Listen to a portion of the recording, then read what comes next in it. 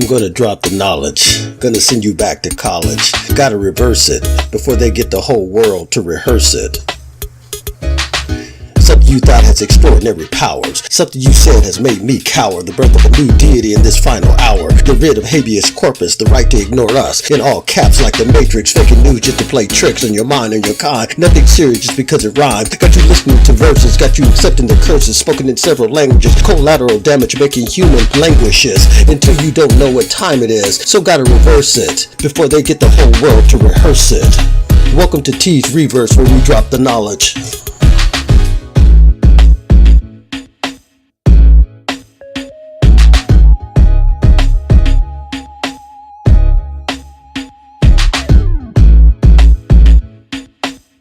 Welcome to T's Reverse, where we drop the knowledge. The next few weeks, I want to veer off the political beaten pathos and talk what I think is a purposeful agenda to create a divide in the heart of the family by making men and women adversaries. Historically, men and women haven't always seen eye to eye, but in today's political zeitgeist, you would think that all men hate women and that all women hate men. Well, nothing could be further from the truth, but the Handmaiden's tale continues to be spun, nevertheless, by those societal engineers who, by design, want to rip apart the very fabric of tradition. And with that said, the other day I was scouring the internet, as I often do in my spare time, and I came across a discussion board about men, so I decided to ear hustle. The question was, are men dogs? Now, I can't begin to tell you how many decades I've heard similar questions being tossed around by women and answered solely by women. Are men dogs? Needless to say, there were a zillion comments, most profanity-laced, but let me share with you the top vote getter. Yes, they had a top vote getter for the best answer. I don't even want to know if it came with a prize or what that might entail, so I'll move on. But here was the best answer. Drum roll, please. Of course all men are dogs. Some are sex crazy, will have sex with anything that opens their legs. Some are mean and attack anyone or anything they think looked at them wrong. Some are incredibly loyal and stand by your side and give you unconditional love. Oh. Then I saw the title of a book written about a decade ago titled Men Are Dogs, A Woman's Guide to Choosing Her Breed of Man. So here's my question to you women. If you don't want men to be dogs, then why do you persist in raising your sons to be pups? Oh, here we go again. Another man blaming women for the shortcomings of men.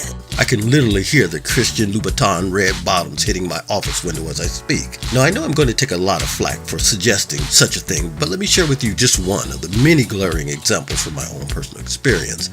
I knew a woman who had a little boy whom all her women friends thought was nice looking. Actually, to say they thought he was nice looking is an understatement. They literally oogled over this little boy. He was probably about 10 years old, had hazel eyes, and his dimples were arresting when he smiled. I never got the over fascination with dimples, but to each his own. I know people who have dimples, and their dimples, well, they almost seem to enhance their personality. And I've also known others with dimples, and the dimples seem to be a complete waste of potential cuteness. But I guess when you possess what is the equivalent of the Mount Rushmore standard of beauty, eyes, looks, hair, and dimples, it's hard, if not impossible, to be drawn to such a person, right? Did I mention he had wavy jet black hair? Anyway, every single time these women saw this boy, they would just wild out. They wanted to touch him, or they wanted to hold him, or have him turn around as if he were modeling for them. And they would unashamedly talk about him as if he wasn't there. They talk about how fine he was going to be, how much of a ladies' man he was going to be, how he was going to leave a trail of tears and broken hearts behind. How they wish they could turn back the clock so that they could be with him when he grew up. All the while, the mother of the boy is just sitting there soaking in their adulation and frankly creepy, almost pedophile-like comments as if they were appropriate or okay. They weren't. Imagine if that were a group of men saying those same things about an underage girl.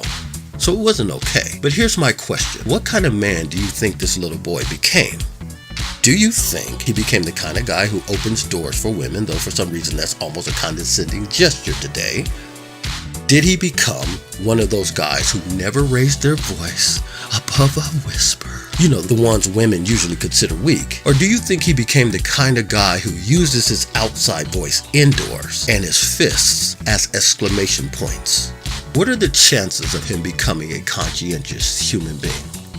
Before I go any further, let me toss out this disclaimer. I am well aware how men are socialized, particularly in this society, and I'll be the first to admit that socialization plays a vital role in how boys ultimately turn the corner into manhood. I'm the first to admit that a lot of guys out there are just a-holes for no other reason than the fact that they can be, especially because we still live in a society that permits such inexcusable male behavior and dismisses it as boys will be boys. I've never been a fan of locker room talk or dragging a woman's reputation under the bus in order to gain street cred or a notch on my masculine belt. I'm sure this is in part what women are now considering toxic masculinity, which I will discuss in full on another episode. But I do need to say that this notion of toxic masculinity is nothing more than nonsense attached to a political agenda. Still, it's undeniable that men as a species have major challenges going forward.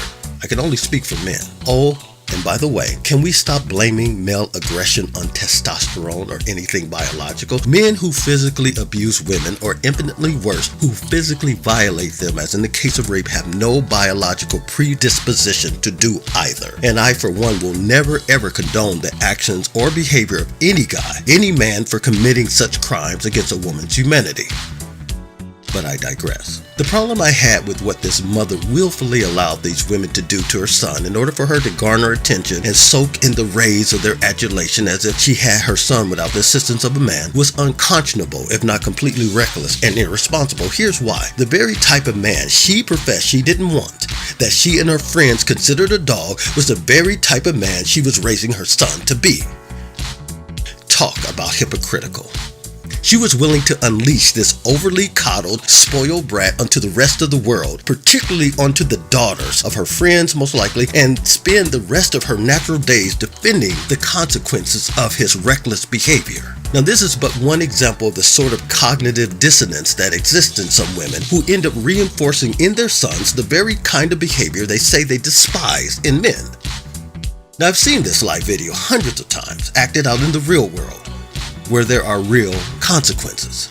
To make a long story short, the young man has since become a young adult, and as a young man, he has found it nearly impossible to stay committed in any relationship. In fact, he has had a hard time with relationships, period, whether at work or in his personal life. No surprise there. He lies and cheats anytime he thinks he can't win, whether it's an argument or about being committed to someone or anything. And by the way, winning is huge for men. I'll talk about that in a later episode. I know for a fact, though, that he has physically hit his mother while hitting on and sleeping with several of her friends. Ironically, he has become exactly what she raised him to be, from a pup to a dog. What do you think? If women can take credit for their sons scoring big on the football field, baseball diamond, or the basketball court, then surely they have to take some of the responsibility and or blame when in the game of life, their sons continuously strike out. This is T's Reverse. If your peace requires me to be silent, then I'd rather have war. Walk in peace.